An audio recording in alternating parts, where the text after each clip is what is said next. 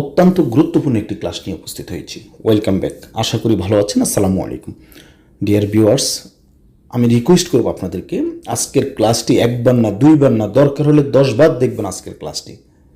আর আমার কথায় কাজে যদি মিল না থাকে তাহলে ওই সময় আপনাদের আমার কথার ভিডিও শেষে আপনারা আপনাদের মতো করে আমাকে বকা দিবেন কমেন্টসের মাধ্যমে, নো প্রবলেম। আমি কেন রিকোয়েস্ট করতেছি, কারণ আজকে 1 ঘন্টা প্লাস আমি আপনাদের জন্য ক্লাস তৈরি করেছি, 1 ঘন্টার উপরে ভিডিওটি মেক করেছি।